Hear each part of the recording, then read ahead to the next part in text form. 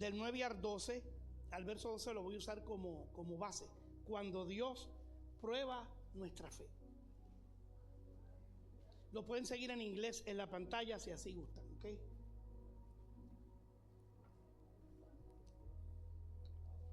Segunda de Reyes capítulo 5, verso 9, dice la palabra del Señor: y vino Naamán con sus caballos y con su carro, y se paró a las puertas de la casa de Eliseo. A las puertas de la casa de Eliseo. Entonces Eliseo le envió un mensajero diciendo: ve y lávate 7 veces en el Jordán, y tu carne se te va a restaurar, y serás limpio. Y Naamán se fue enojado.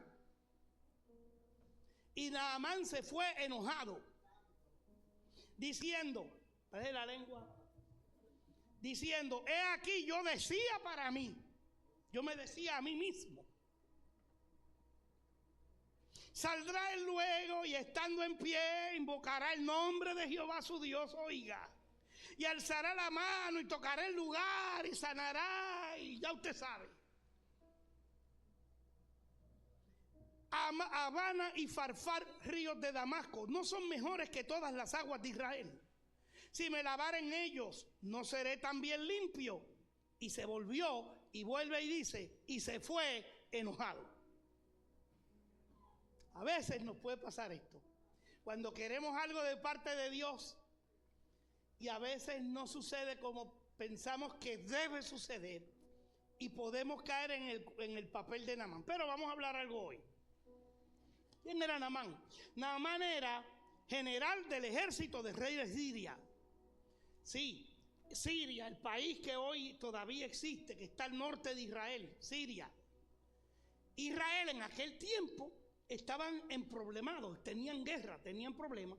Y dice la Biblia que a cada rato salían bandas, algo parecido a lo que está pasando hoy. Salían bandas de Siria y atacaban las ciudades de Israel, las ciudades del norte, la tribu de Dan, donde estaba Dan, a donde estaba Nestalí, para allá arriba donde estaba Simeón, y llegaban y atacaban y se llevaban, secuestraban gente, quemaban los pueblos, mataban gente y se llevaban las mujeres, los niños. Y eso era cada rato. Había un problema, había una crisis grande en Israel. Naamán era el ejército del general grande. Era como decir the company in chief, el comandante en jefe. Hoy en día de un general grande del ejército de Estados Unidos, el grande. Ese era Naamán. Pero Naamán tenía un problema.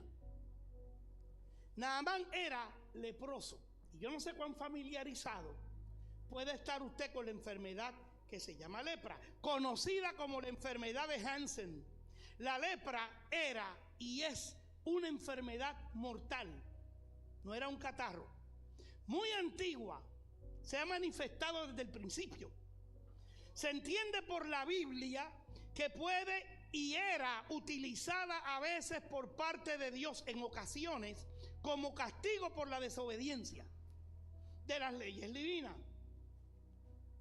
Ahora bien, la lepra tenía unas características, varias, son muchas, pero había 3 características que señalaban a la persona que tenía lepra. Lo primero era que tenía unas manchas en la piel se le llenaba de manchas, que en muchos casos podía ser blancas, manchas blancas, parecidas al eczema, o parecida más a un hongo, pero eran manchas grandes blancas, y a veces se podían poner color oscura. La otra característica era pérdida de la sensibilidad en el sistema nervioso. O sea, a usted lo podían pinchar o pellizcar y no sentía nada. Y lo otro era debilidad muscular, entre otras cosas. ¿Cuál era el problema del leproso? Primero, vivían una vida de marginación social y aislamiento, alejados de todos y de todo. La ley decía que cuando usted sospechaba que tenía lepra, iba donde el sacerdote lo examinaba, lo miraba, le daba unas plantas, le daba unas aguas ahí para que usted se bañara en eso, y al tiempo tenía que regresar a donde él. Y si las manchas desaparecían, usted, porque podía hacer otra cosa, usted era declarado sano y limpio y vete para tu casa. Pero si las manchas persistían o se regaban más, entonces usted era declarado leproso. Y tenía que obedecer a lo que el sacerdote le dijera. Tenía que usted despedirse de su familia. Tenía que coger sus cositas, ponerse una campanita en el cuello, para que cuando usted fuera caminando por la acera para abajo, tilín, tilín, tilín, la gente supiera que usted era leproso. Y usted mismo tenía que ir anunciándole a la gente: soy leproso, para que nadie se le pegara. Abandonar la ciudad, irse a los montes allá, solo a vivir y a morir como los animales en el monte, solo, marcado. Lo triste era que sí, no podemos negar que en algunas ocasiones Dios era el que permitía este tipo de cosas. En otras ocasiones era un factor social, era un asunto de enfermedad. Pero la palabra siempre ha comparado la lepra, la ha comparado con el pecado. De hecho, en algunos pasajes bíblicos se le llama la lepra del pecado, por las características que tiene, lo parecido que tiene al pecado. Por ejemplo, manchas. La palabra nos habla y nos compara el pecado con manchas. La mancha del pecado. Cuando nosotros no hacemos las cosas bien, cuando nosotros ofendemos, cuando no tenemos a Cristo en nuestro corazón, la mancha del pecado nos puede cubrir. Otra cosa es la pérdida de sensibilidad. Llega un momento que al usted rechazar al Señor, al usted no servir, no querer obedecer, no querer servir, pierde la sensibilidad espiritual. Yo hablé de algo parecido el domingo pasado: la indiferencia, la apatía. Que no importa el mensaje que se predique, el Espíritu Santo puede estar tirando truenos y relámpagos, se puede abrir la tierra y a usted no lo toca nada. Falta de sensibilidad espiritual. Y también debilidad muscular. El pecado debilita. El pecado te roba las fuerzas. El pecado te roba el deseo. El alejamiento de Dios es el problema principal. Entonces cada vez te alejas más y te alejas más. Usualmente los pacientes, los afectados, eran acusados y señalados como pecadores. El problema social. Algo hizo algo hizo esta, que Dios lo castigó de esta manera. Y era el estigma, era el señalamiento de la sociedad. ¿Cuántos de nosotros hemos sido señalados alguna vez? ¿Cuántos de nosotros se nos ha acusado injustamente alguna vez? Por situaciones que quizás no tenemos el control de lo que está pasando. Porque a veces que no tenemos el control sencillamente. Como le dijeron a aquel hombre paralítico: algo hizo o sus padres. Pero algo pasó que Dios lo castigó. A veces en nuestra vida no tenemos el control de cosas que nos suceden y recibimos el señalamiento. A veces tenemos culpa de lo que sucede también y recibimos el señalamiento. Es palo como quiera, si boga o si no boga, como quiera lo vas a recibir, porque de alguna manera el alejarse de Dios, el olvidarnos de Dios nos afectan. Ahora bien, lo peor de todo es que la lepra, como el pecado, es contagioso. Se contagiaba. Por eso era que la gente había que sacarlo. Vete, lejos para allá, a vivir solo, a morir solo, a depender ni de la caridad de la gente, porque es que nadie te podía ayudar, nadie podía ir para allá, a depender de lo que apareciera. Como el pecado, la lepra era y es contagiosa. Naamán era un general. Naamán era un hombre valiente. Naamán era un hombre de coraje, un gran líder militar, un gran líder político. Tenía la confianza del rey de Siria. Era amigo íntimo del rey de Siria. Posiblemente todos los legisladores, todos los políticos, posiblemente los grandes religiosos de Siria contaban con Naamán para todo. Era el hombre mano derecha. Era quizás, quién sabe, si hasta el poder detrás del trono. Y era un hombre que dice la Biblia que era amigo del rey. Un hombre muy importante, un hombre muy querido en Siria, un hombre que, oiga, que era tremendo general de victorias, de batalla, un hombre de 1000 campañas, por así decirlo, y tenía una armadura preciosa. Ustedes saben cómo eran esas armaduras de esos tiempos, ¿verdad?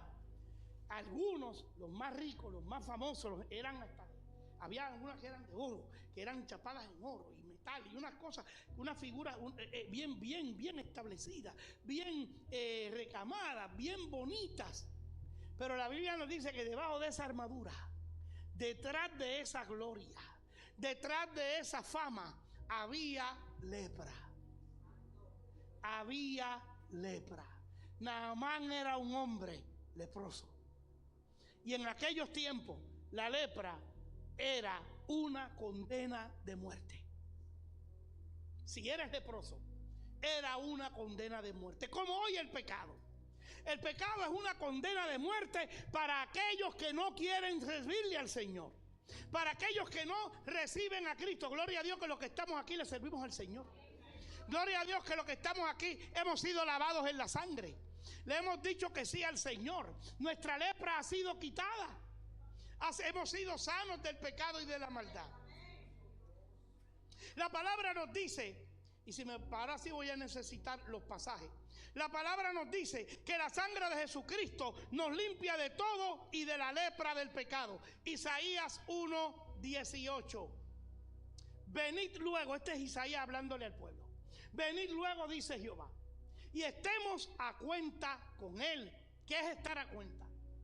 Sentarnos, sumar y restar, pagarte lo que te debo, tú me pagas lo que me debes y aquí quedamos en paz. Eso es estar a cuentas. Y estemos a cuenta. Si vuestros pecados, oye esto, porque hay gente que piensa que ya no hay esperanza, hay gente que piensa que ya no hay mañana, que han sido tan malos en su vida. Una vez cuando yo era jovencito, estábamos con un amigo mío repartiendo tratados allá en Canóvana por las casas, tú sabes, en Puerto Rico se toca la puerta, tenga, y se habla. Y me encontré con un señor que me dijo, mira, mi hijo, pues yo era un muchachito. Me dice, mira, mi hijo, yo te voy a decir una cosa. Yo sé que tú lo que estás predicando es bueno, pero tú no tienes una idea, me dice. Yo he sido tan malo en esta vida. Pero yo no sé cuán malo él había sido ni lo que había hecho. Yo no le pregunté. Yo he sido tan malo en esta vida que yo no tengo perdón. Yo no tengo perdón. Yo no tengo perdón. No hay sangre ni hay Dios que me pueda ayudar a mí. Entonces, ¿qué hizo con eso? Me abrió la puerta. Y a mí que no me gustaba predicar, me abrió la puerta y le presenté el evangelio. Pero mira lo que dice: si vuestros pecados fueren como la grana, como la nieve serán emblanquecidos. La grana es el pelo de la oveja, que a veces las ovejas caminaban por aguas, por el fango, por el agua sucia, se metían por el campo y se ensuciaban. Y esa pelo blanco se volvía como chocolate.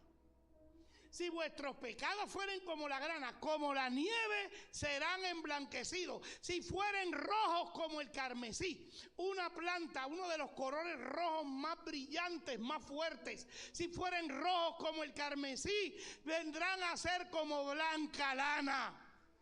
Ahí sí hay esperanza. Y no importa lo que haya pasado, no importa los errores, no importa lo que hayas hecho en la vida. La palabra del Señor nos enseña que sí hay esperanza, que sí hay perdón, que sí hay ayuda debajo del cielo.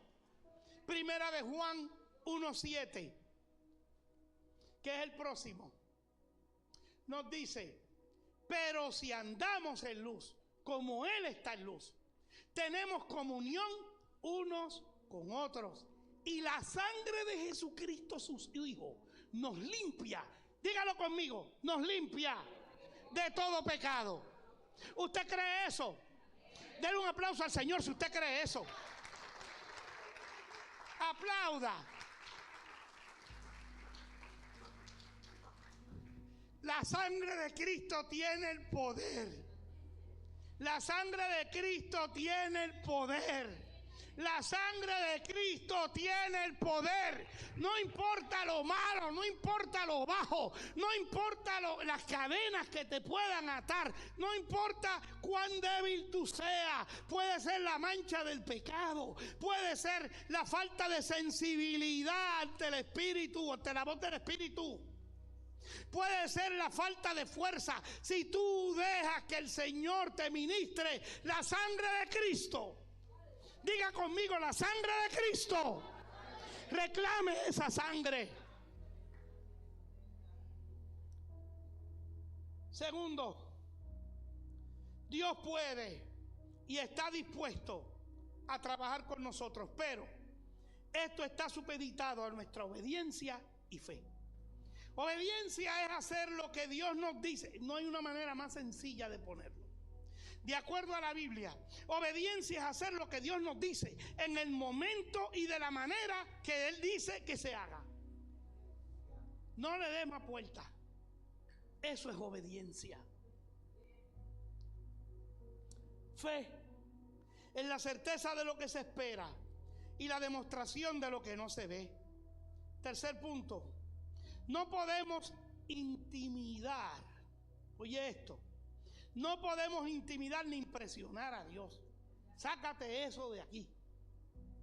Hay gente que de verdad cree que puede impresionar a Dios o que puede amenazar, intimidar.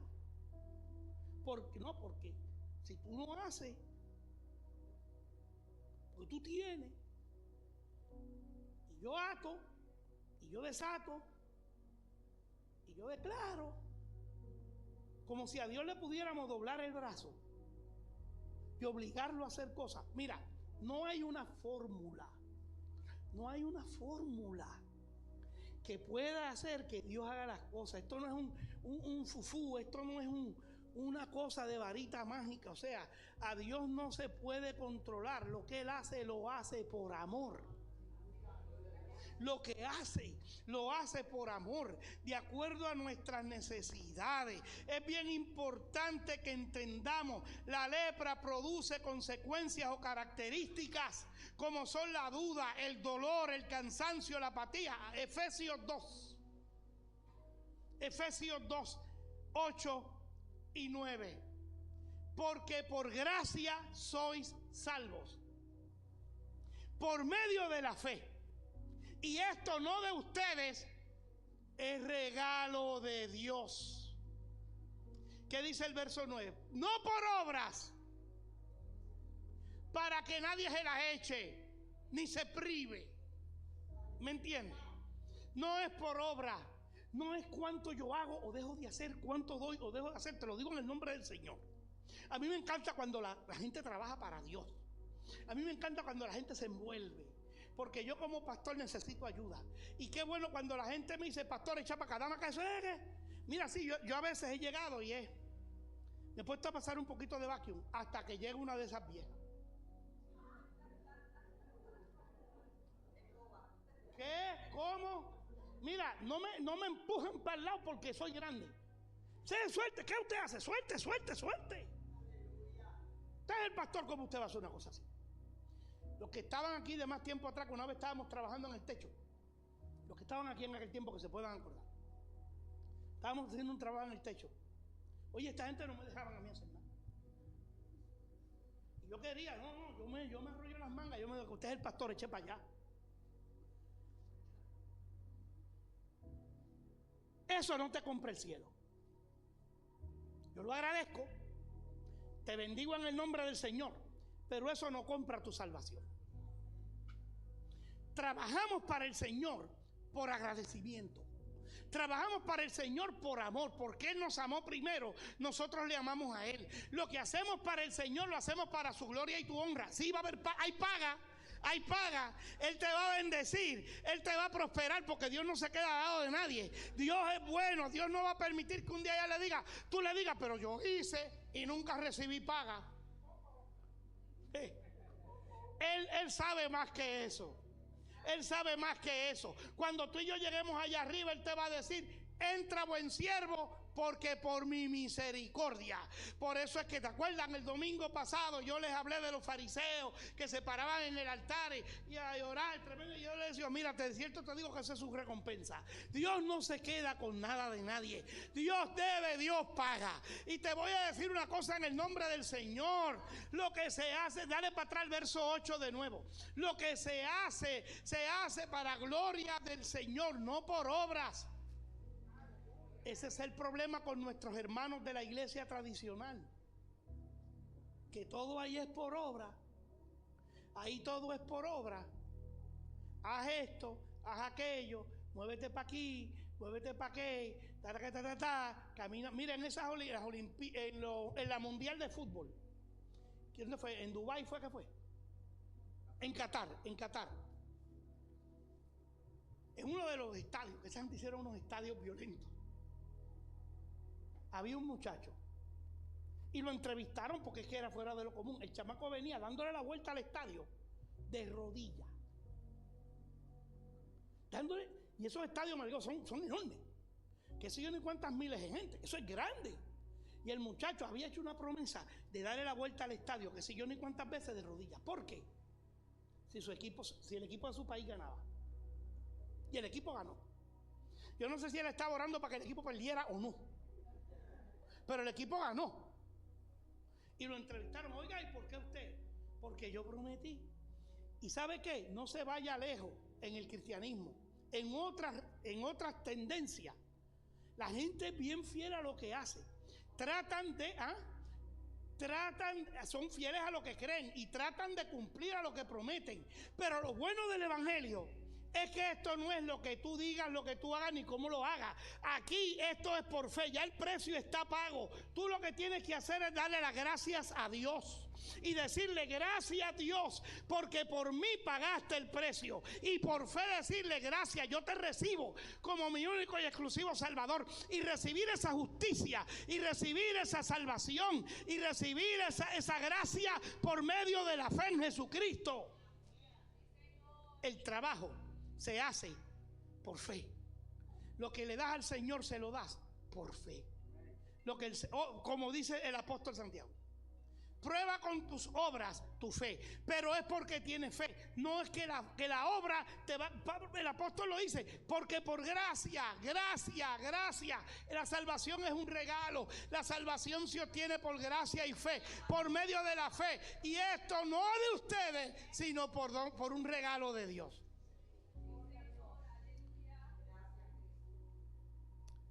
Próximo punto.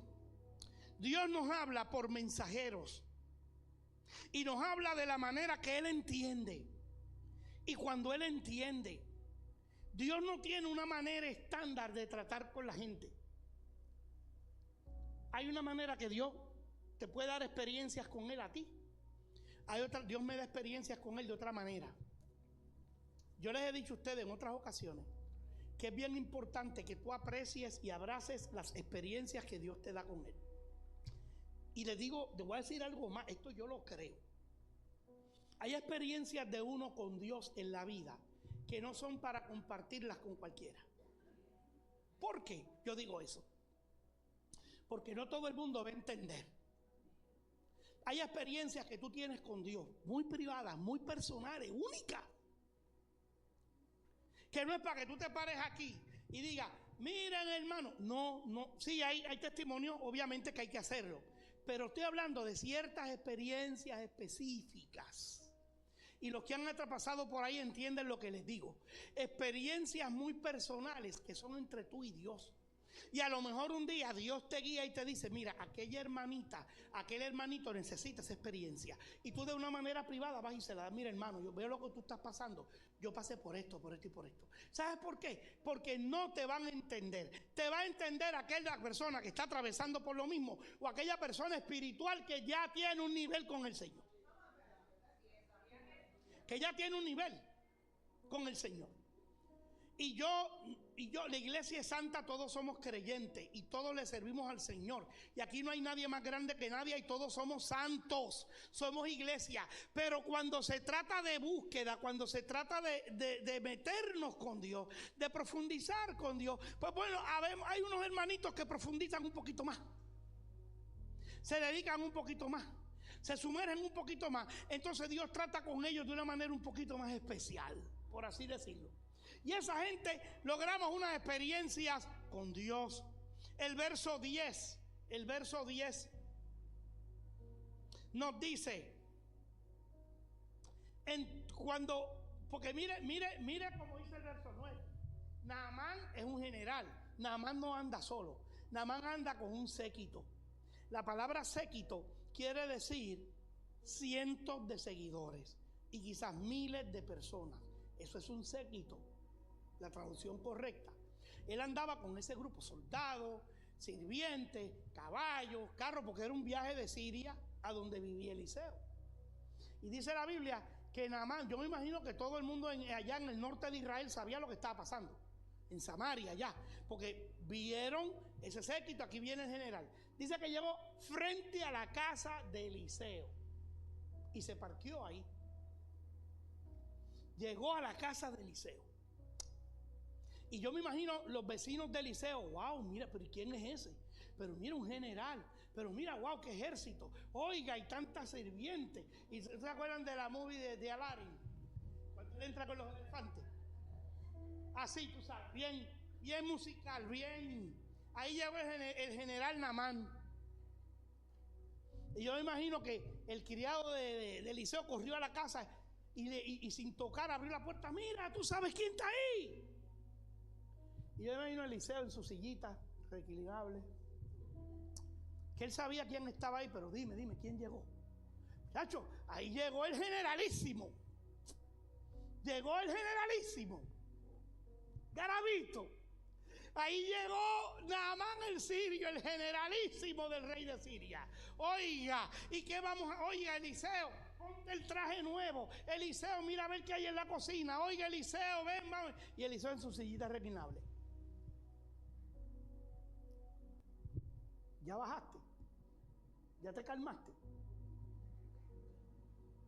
Como me dicen a mí en casa, chill, relájate. Me lo dicen, relájate.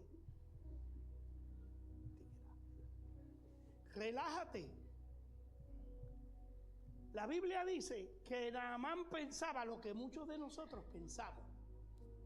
Que cuando le clamamos a Dios, tiene que haber trueno, relámpago, terremoto, estilo Isaías, que los marcos de las puertas se estremecieron, que el ángel viene con el carbón encendido. Oiga, como le pasó a Manoa, el papá me parece que fue de Sansón, que vino el ángel en una columna de fuego increíble, un ángel gigantesco, en una columna de fuego, oiga, y ese es Dios hablándonos. Sí, a veces Dios lo hace. Pero a veces Dios nos quiere dar una lección a la iglesia, a ti y a mí como creyente, que es una lección de fe. Naamán le dice al criado, vete, yo no voy a salir, yo no me voy a levantar de la silla. Vete y dile a Naamán. Yo no sé cuál fue la reacción del criado, si se enfrió, si se puso blanco, si el corazón se le fue a la china, pero mira, él te está esperando a ti, a ti. No, yo no voy para allá. Y yo imagino que el criado estaba. Mira que aquí nos vamos los dos. Dice, yo no voy para allá. Vete y dile. Mira lo que dice la palabra. Ve y dile. Vete y lávate 7 veces en el Jordán, y tu carne se te restaurará y serás limpio, oh dolor. Hermano, eso fue un insulto Eso fue un insulto. Yo no sé qué pasó. La Biblia no especifica qué pasa por la mente de Naamán. Yo me imagino, ¿pero y quién se cree este que es? Pero y mire este viejo, ¿quién se cree que es? Él sabe quién soy yo. Eliseo sabe quién soy yo. Eliseo sabe quién vino detrás de él. Pero y los mensajeros que yo mandé alante de mí para decirle a toda esta gente que yo venía, él no se enteró. Yo soy Naamán, yo soy el generalísimo, yo soy el grande, yo soy el victorioso, yo soy pana, amigo y confesor del rey de Siria. Pero ¿y este tipo quién se cree que es? A tratarme a mí así, y después no solamente eso, mandarme al río Jordán. Ay, Señor. En otros tiempos el Jordán era más grande, pero siempre fue un río que nunca ha sido muy limpio. ¿Okay? De hecho, la palabra Jordán significa río siempre sucio. Esa es la traducción de lo que quiere decir Jordán. Y él dice, pero, ¿y aquí es a donde viene la mente del espiritual con la mente del carnal?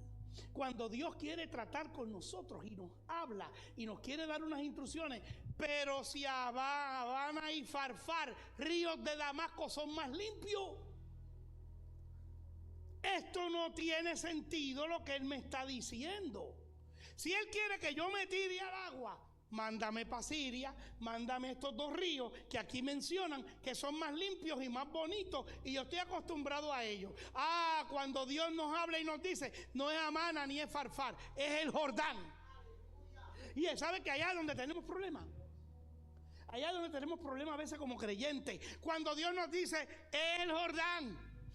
No, pero en Siria, el Jordán. Pero mira que aquellos dos ríos parecen piscinas. El Jordán. Vétete al agua sucia, ensúciate.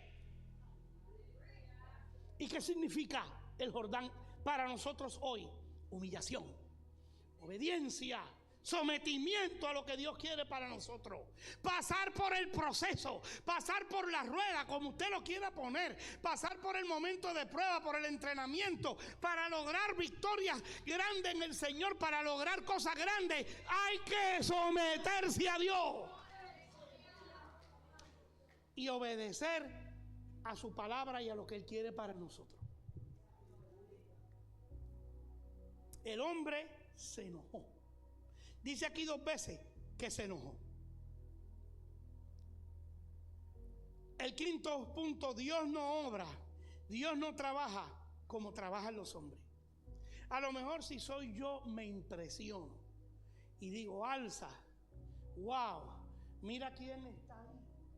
Naamán, espérate, salte que yo voy para allá. ¿Cómo está, Señor? Venga, ¿quiere café? Venga, le preparo algo. Mire, siéntese en mi silla. Bájese del caballo, entre para acá. Le traigo agua. Mira, ve a la tienda, ve allí a Walmart y traigo, ¿qué? Walmart, para Naamán. Vete a Whole Foods, vete allá a un sitio más carito y busca algo más. ¿Me entiende? Llámate a la fulana que venga y cocina, porque ella cocina mejor que yo. Vamos a hacerle algo bueno a este hombre. Si soy yo, me hubiera impresionado. A Dios tú no lo puedes impresionar y lo puedes intimidar. ¿Quién tú eres? No, yo tengo credenciales. No, yo tengo rango.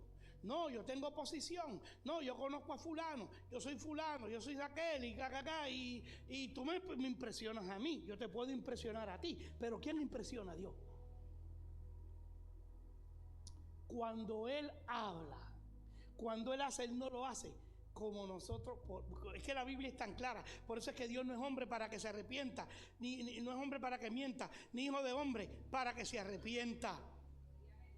El verso 12 nos dice la reacción, nos habla de la reacción de Naamán. Estos ríos de allá no son mejores que todas las aguas de Israel. Había un desprecio, había una arrogancia. Las aguas de Siria no son mejores que las de Israel. Y a veces Dios nos dice, quiero que lo hagas así, quiero que entres por aquí. Pero si aquello no es mejor que lo que Dios me está diciendo. Y usted me dirá, pero es que yo no le hablo así a Dios. No, tú no le hablas así a Dios. Pero a veces con las acciones, con las actitudes, le estamos diciendo a Dios, las aguas mías son mejores que las tuyas. La solución al problema, mi solución es mejor que la tuya porque yo sé más que tú. a veces con la actitud. Y eso fue lo que yo, no son mejores las que las aguas de Israel. Si me lavara en ellos, ¿no seré también limpio?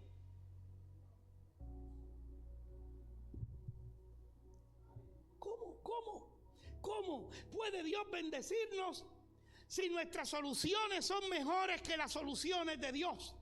¿Cómo podemos creer, amada hermana, en experiencias con Dios si pretendemos nosotros darle soluciones a Él? ¿Qué es lo que nos llama la palabra? Nos llama la palabra a creerle, a obedecerle, a estar en fe, a orar, a esperar, a buscar su dirección. Usted y yo reclamamos ser iglesia de Dios. Usted y yo reclamamos creer en las promesas, nos apropiamos de las promesas.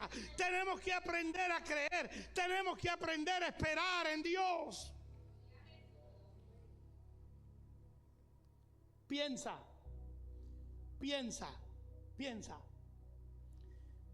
¿Quién necesita?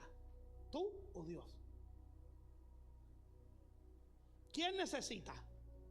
¿Tú o Dios? Eso es bien importante. En el verso 13 nos dice, porque dice, y se volvió, él se fue enojado, el tipo se fue encandilado, se fue loncherita, crispy, extra crispy. Se fue mal, el tipo se le dañó la cabeza, se fue mal. Se fue enojado, dice aquí 2 veces que se fue enojado. La arrogancia, la pretensión. Pero, y aquí esto es bien importante, siempre Dios en su amor y en su misericordia nos manda un mensajero, nos da una palabra, nos enseña a través de la Biblia. Dios siempre tiene gente que nos habla. Dice el verso 13 que inmediatamente, mas sus criados, pues como Dios tenía un plan, Dios siempre, hasta las piedras hablan. Eso dice, mas sus criados se le acercaron y le hablaron diciendo, Padre mío, brother, palabra de acá, de allá de Río Piedra, brother, si el profeta te manda a hacer una gran cosa, tú no la vas a hacer. Si él te dice, vete y conquista un país, vete y mata 100, vete y tumba aquel, oiga, paga tanto dinero, tú no lo vas a hacer. Entonces, fíjese el análisis. ¿Cuánto más si te dice lávate, serás limpio? A veces nos hace falta una confrontación. Por eso el profeta dice, párate en el camino y pregunta por la senda antigua. Que no es otra cosa que detenerte, analizar, interpretar, juzgar. Yo me acuerdo cuando yo era maestro, que tenía que hacer los planes de trabajo. Habían 5 cositas que te suponía que tú incluyeras en el plan de trabajo y en los exámenes. La destreza de análisis, interpretación, juicio. Habían 2 más que ya se me olvidaron. Pero esas 3 eran lo más importante. Tu plan de trabajo tenía que incluir análisis, interpretación y juicio. Si tú llegas a ser estudiante mía,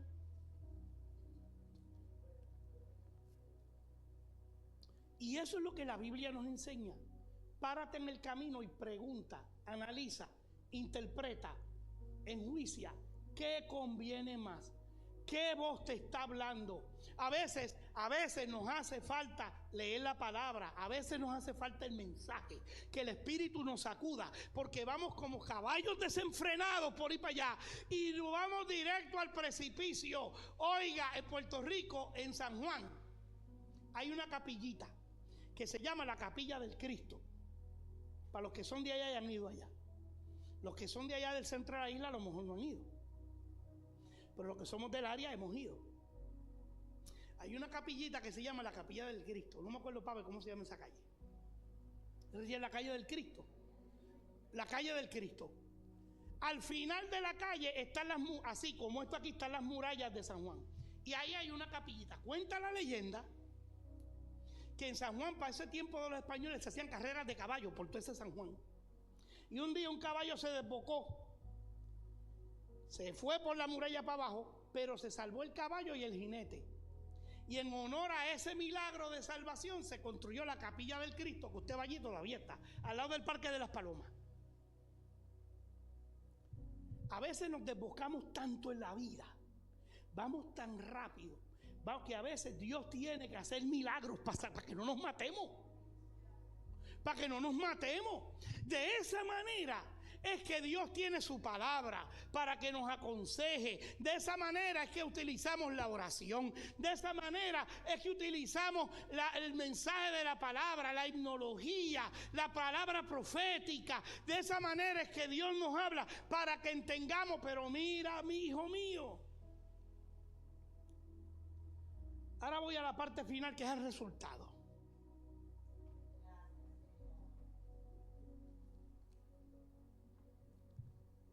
El resultado.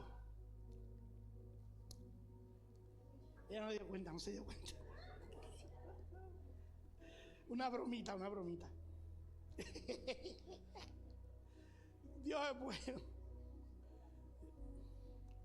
Sí, pero después me cuesta.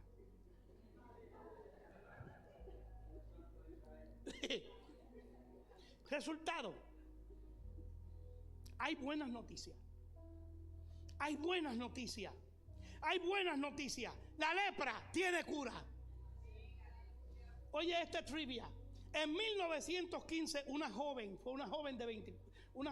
de menos de 20, Alice Ball, una química afroamericana, dejó una huella profunda en el mundo científico, creando el primer y único tratamiento existente contra la enfermedad de la lepra, que es un antibiótico. Pero hubo un hombre joven de 33 años que muere en una cruz, que ofrece la cura para una enfermedad más grande, que es la cura del pecado. Dios utiliza los medios menos convencionales para salvarnos, para bendecirnos, para que practiquemos la humildad, para que practiquemos la obediencia, para que le demos gloria a Él. Se puede. La sangre de Cristo puede. En aquel momento el río Jordán era tipo y símbolo de la sangre de Cristo. A veces no queremos bajo ninguna manera sumergirnos en la sangre. Llegar a la cruz de Cristo. Llegar a la cruz de Cristo. Llegar a la cruz de Cristo. Ser bañados con la sangre. Una sangre que todavía tiene poder. Una sangre que todavía es eficaz. Una sangre que todavía transforma. Que todavía sana. Que todavía salva. Que todavía rompe cadenas. Que todavía desata las ligaduras del enemigo. Una sangre que todavía tiene poder. Que todavía es útil. Aleluya. Que no importa. Mira, es más grande que cualquier filosofía de vida. Es más grande que cualquier postulado de vida. Es más grande que cualquier plataforma política que traiga cambio. La sangre de Cristo todavía tiene poder. Ponte de pie conmigo en esta hora. Le acabo de conseguir a un hermano de aquí de la iglesia, le obsequié un librito que se llama El Progreso del Peregrino, Pilgrim Progress. Han hecho como 2 películas, porque el autor se llama John Bunyan, que era inglés, y lo metieron preso por el evangelio, y en la cárcel por el evangelio escribe el librito que se llama El Progreso del Peregrino. La parte más emocionante del Progreso del Peregrino, si no lo ha leído, léalo, porque es un libro chiquito, es cuando él llega. Él tenía una carga, el peregrino tenía una carga, era una mochila enorme, de esas tipo gusanos del ejército, atrás bien grande, hasta que llega a la cruz. Y sube la colina hacia la cruz. Y cuando llega a la cruz, que se hinca frente a la cruz, él nota que la valija que tiene atrás se le cae. Y es libre de todo peso del pecado. La cruz todavía está en pie simbólicamente. La cruz es tipo del sacrificio de Cristo. La cruz en sí misma no es un medio, como nos han hecho creer. La cruz en sí misma no es un medio. La cruz no tiene poder. No podemos cometer el error de los judíos que convirtieron el arca del pacto en un amuleto. Nosotros no podemos convertir la cruz en un amuleto. La cruz no es un amuleto. El que estuvo en la cruz es el que tiene poder, que ya no está en la cruz, está allá arriba. Nosotros tenemos que entender que es a través de Jesucristo, es a través de su gracia, es a través de su perdón, es a través de su justificación. La sangre de Cristo nos limpia de todo pecado.